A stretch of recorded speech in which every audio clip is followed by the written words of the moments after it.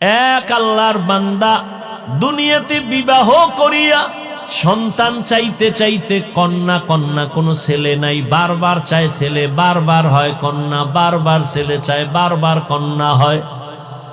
হইতে হইতে হইতে হইতে 6টা কন্যা। কয়টা? 6টা। মেজাজ গরম হয়ে গেছে, এইবার শেষ। আল্লাহর বান্দা কয়, ও বিবি, 7ম নাম্বারে যদি গর্ভে সন্তান আসে কন্যা হলে তোমারে তালাক দিয়ে দিব। আল্লাহর বান্দি ভালো বাবার ঘরের সন্তান, স্বামী যত গালি দেয় কোনো গালির জবাব দেয় না, শুধু নামাজের মুসাল্লায় কাঁদে, আল্লাহ আমার স্বামীরে হেদায়াত দাও, আমার স্বামীরে বুঝাইতে পারি না, বেয়াদবিও করতে পারি না। ও আল্লাহ, সন্তান দেওয়ার মালিক তুমি, এখানে তো আমার কিছু করার নাই। ও আল্লাহর বান্দারা, ভালো করে বুঝো। ওই আল্লাহর বান্দা 6টা কন্যা পাইয়া 7ম নাম্বার বাচ্চা গর্ভে আসলো, সিগন্যাল দিয়া দিল, কন্যা যদি হয় তোমারে তালাক দিব, বাবার বাড়ি চলে যাই, আমি কন্যা চাই না। আল্লাহর বান্দি কিছুই বলে না, স্বামীর খেদমত ঠিক মতো করে আর মাওলার কাছে দোয়া করে। স্বামী রাতের বেলা ঘুমায়, আল্লাহর বান্দি যায় নামাজে রাত কাটায় আর মাওলার সাথে কান্না করে সময় কাটায়।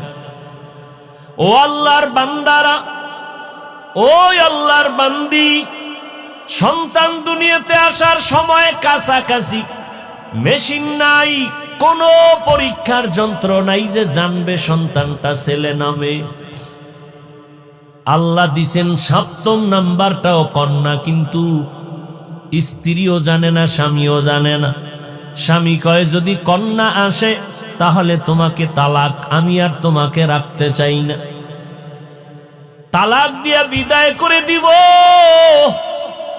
আল্লাহর বান্দি যেখানে কথা বলা দরকার সেই জায়গায় কথা বলতেছে।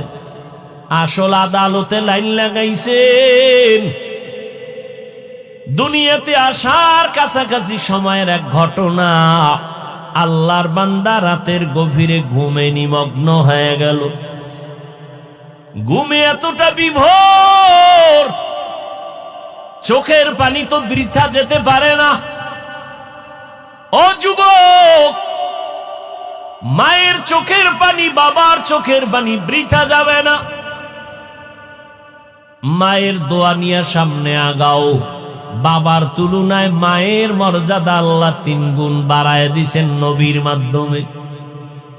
এই যুবকেরা, মা বাবার দোয়া ছাড়া সামনে আগাইতে পারবা না, সফলতা আসবে না।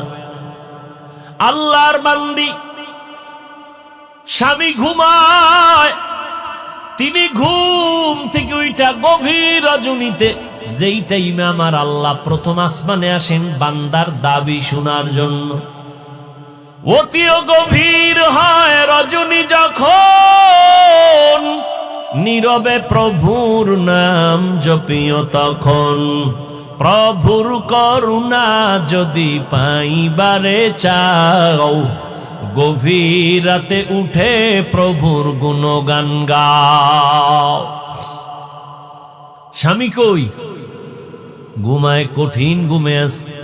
স্ত্রী ঘুম থেকে উঠা গর্বে বাচ্চা, জায়নামাজ একটা নিয়া ঘরের এক নির্জন জায়গায় গিয়া চুপচাপ নামাজে দাঁড়ায়া আল্লাহর দরবারে কান্না শুরু করলে, ও দয়ার মালিক, আমার বাবা দিনদার ফ্যামিলি, আমার বাবার আমি একটা সন্তান, আমার ইজ্জত তুমি হেফাজত করো।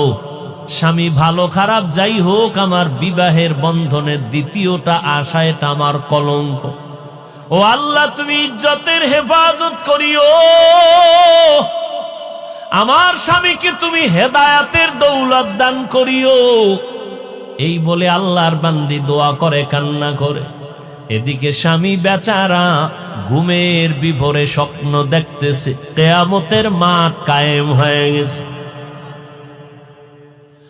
আল্লাহর বান্দা ঘুমের মধ্যে দেখতেছে কিয়ামতের ময়দান কায়েম, মানুষগুলো উলঙ্গ ছোটাছুটি করে, চিল্লা চিল্লির আওয়াজ, একদিকে জাহান্নামের আগুনের গরম, অপরদিকে সূর্যের গরম, মানুষগুলো পাগলের মতো দৌড়াদৌড়ি করে। আমার আল্লাহ আদালত কায়েম করে মানুষের আমল নামা দেয়, কেউ ডান হাতে পায়, কেউ বাম হাতে পায়।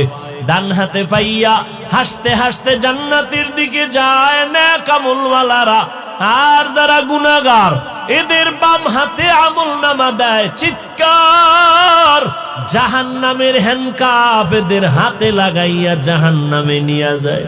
এই বান্দা লাইনে দাঁড়ানো, দেখতেছে সিরিয়ালে তার নামটাও চলে আসতেছে।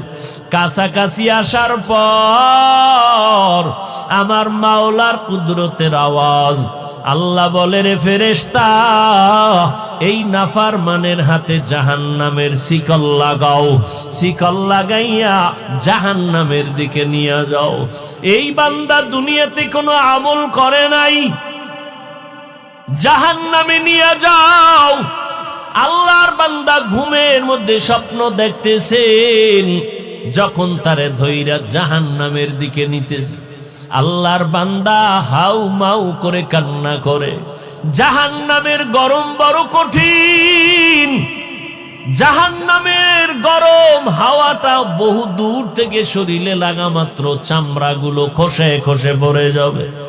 ওই জাহান্নামী ঘুমে দেখতেছেন জাহান্নামের 7টা দরওয়াজা, প্রথম দরওয়াজায় নিয়ে যখন ঢুকাবে, হঠাৎ ওই বান্দা দেখতেছেন ফেরেশতারা জাহান্নামের প্রথম দরওয়াজা দিয়া ঢুকাইতে চায়, দেখে একটা মেয়ে দরজার সামনে দাঁড়ানো। মেয়েটা হাত দিয়ে কয়, খবরদার আমার বাবারে কই ঢুকাও, আমার বাবারে জাহান্নামে দিও না। ও ফেরেশতা, যদি আমার বাবারে জাহান্নামে দাও, আমাকে আগে জাহান্নামে দাও। আমার বাবা এত কষ্ট করেছে, আমাকে লালন পালন করতে গিয়া কত কষ্ট বাবাই করেছেন। আমার বাবারে আমার